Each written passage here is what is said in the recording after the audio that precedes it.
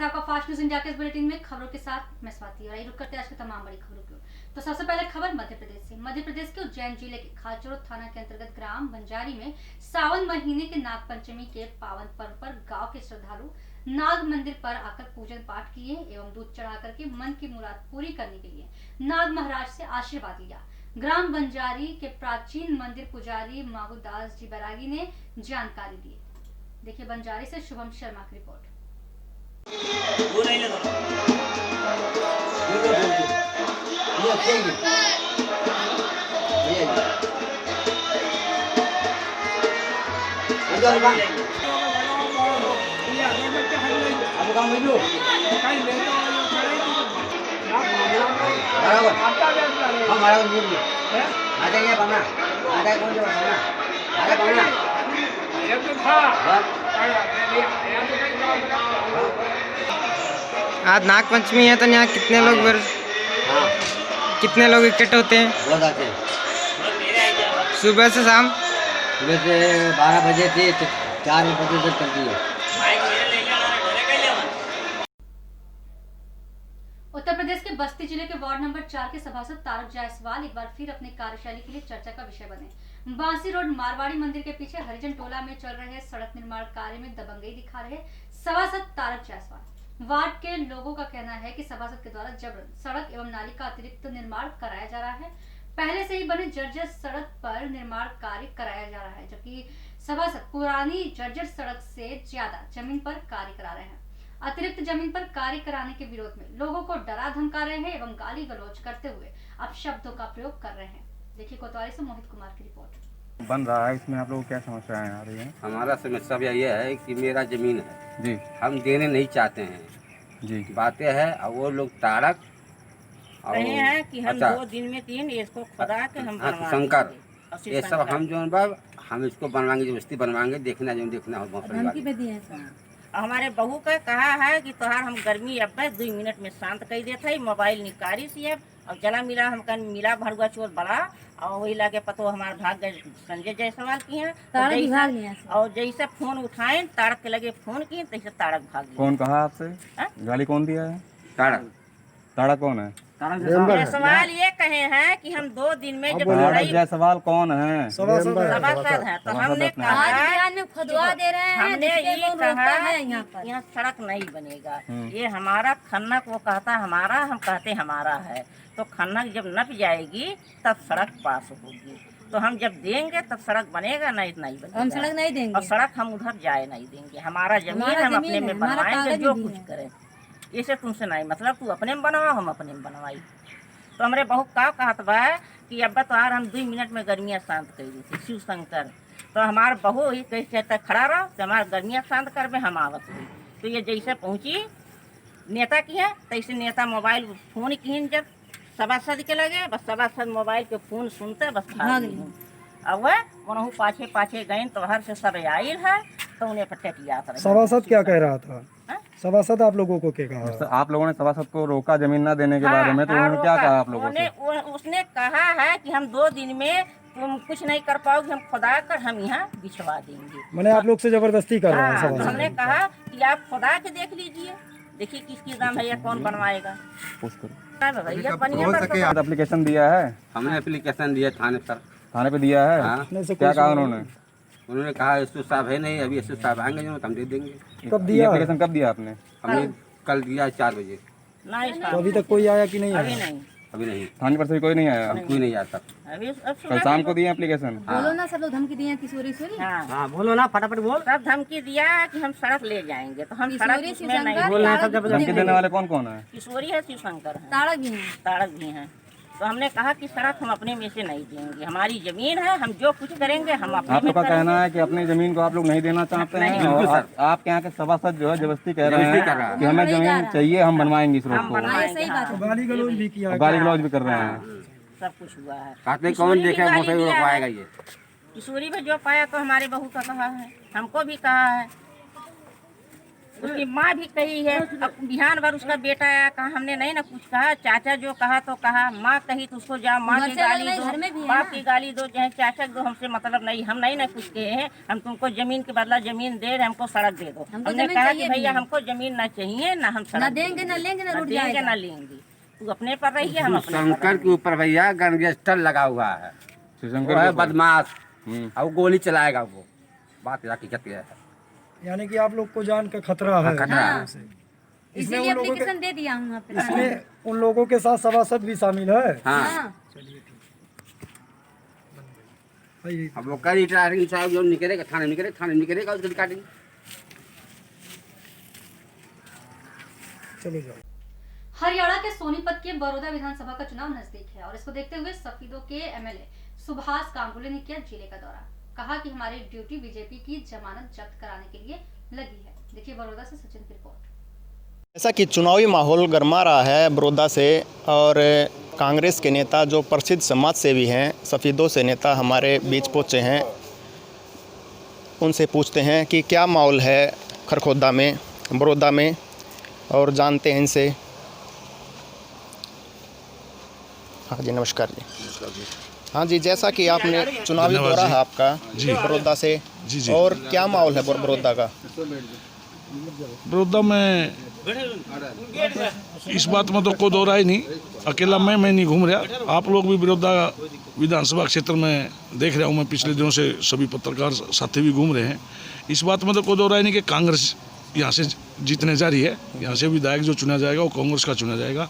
हमारी जो ड्यूटियाँ लगी हैं वो बीजेपी की जमानत जब्त करवाने के लिए लगी हैं, चुनाव जितवाने के लिए नहीं। बड़ौदा की जनता ने चुनाव को तो जितवा रखा है। अच्छा जी। ये तो सिर्फ ये है कि बीजेपी की जमानत जब्त करवानी है, उस काम के लिए हमारी ड्यूटियाँ लगी हैं। चलो जी, जैसा कि बताया है कि बड़ौदा में बहुत मेहनत कर रहे हैं, दौरे किए हैं गांवों के, इनको पता है कि किस बारे में चुनाव हो रहे हैं।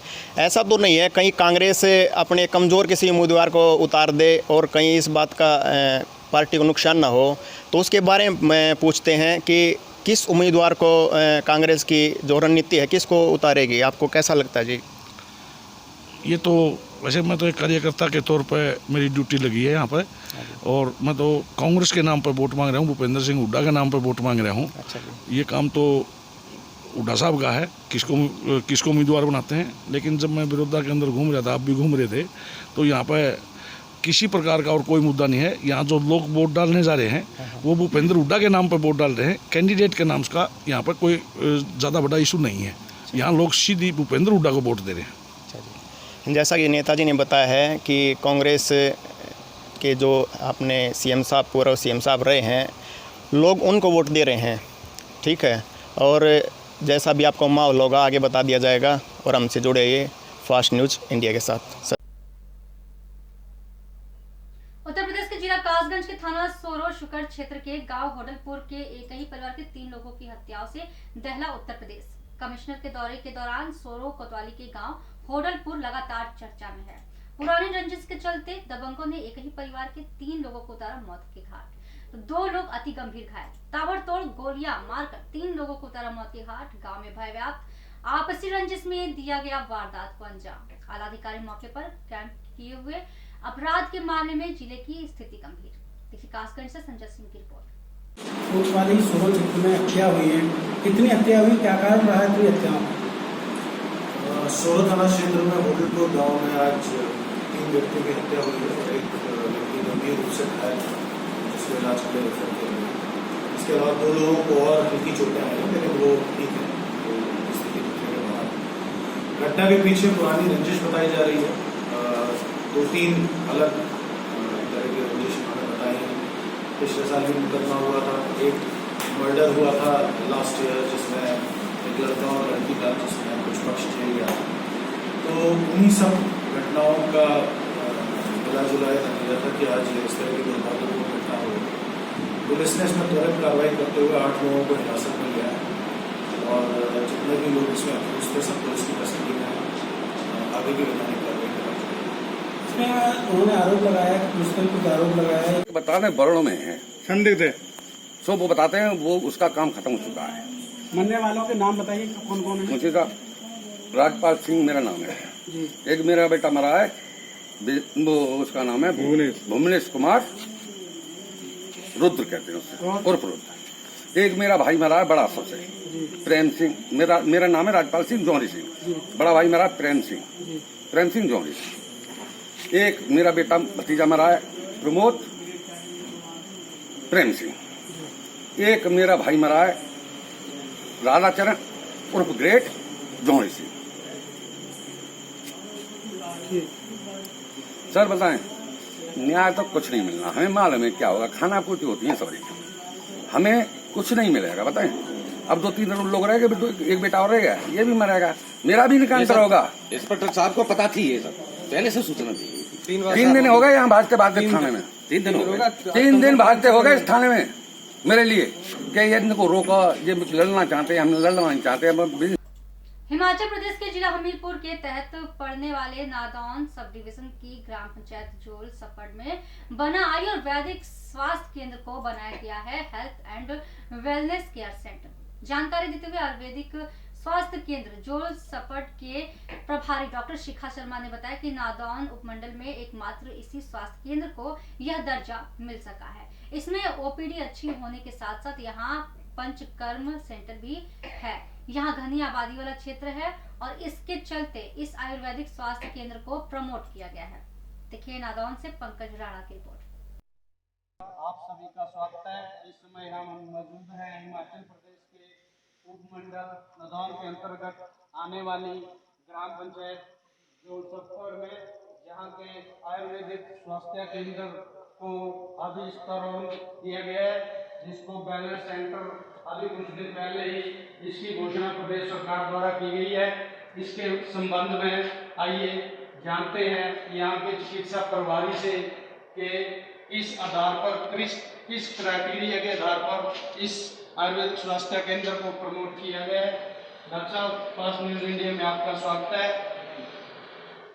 डॉक्टर साहब, हम ये जानना चाहेंगे आपसे कि ये जो आपका आयुर्वेदिक स्वास्थ्य केंद्र जो कि जोलसफर ग्राम पंचायत के अंतर्गत आता है, इसको अभी पिछले कुछ दिनों में वेलनेस सेंटर घोषित किया गया, तो इसके लिए क्या विशेष ऐसा कोई क्राइटेरिया था जिसको उपमंडल स्तर पर इसी स्वास्थ्य केंद्र को चुना गया? पहले तो मैं आपको ये बताना चाहती हूँ कि ये जो health and wellness centre promote किया जा रहा है, ये किस स्कीम के अंतर्गत है। तो ये जो आयुष्मान भारत योजना 2018 में शुरू की गई थी, उसके अंतर्गत 2 कंपोनेंट आते थे। एक तो प्रधानमंत्री जन आरोग्य योजना और दूसरा कंपोनेंट था इसका health and wellness centre upgrade करना।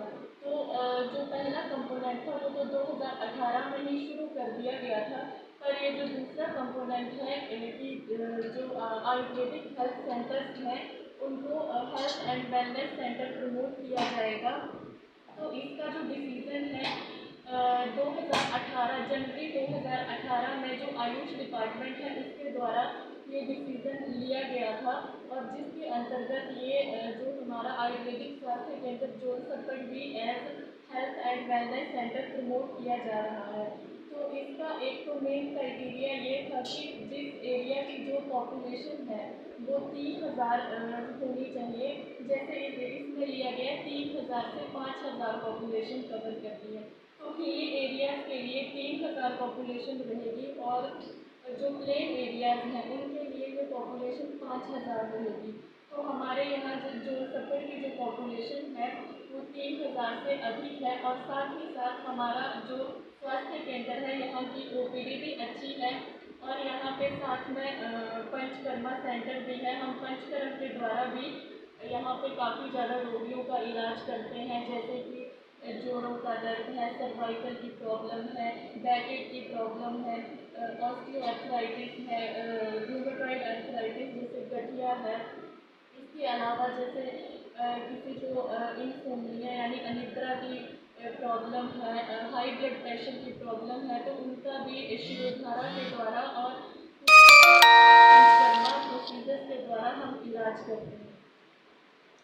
अच्छा, दूसरा महत्वपूर्ण और अंतिम प्रश्न हम ये जानना चाहेंगे, प्रश्न को उत्तर जानना चाहेंगे कि उपमंडल स्तर पर ये जो आपका सब डिवीजन लेवल पर कितने आयुर्वेदिक स्वास्थ्य केंद्रों को जो है वेलनेस सेंटर बनाया गया है?